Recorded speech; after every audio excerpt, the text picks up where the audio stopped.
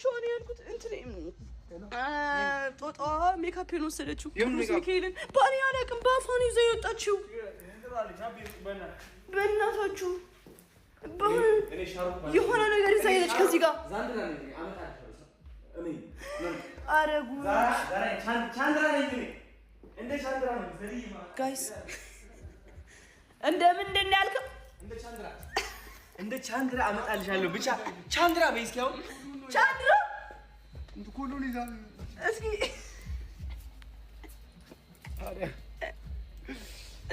አረ ያቸው አጂ ወስደሻ ቻንድራ በይ እንደገና ቻንድራ እንደገና ድገም ያንዴ ቻንድራ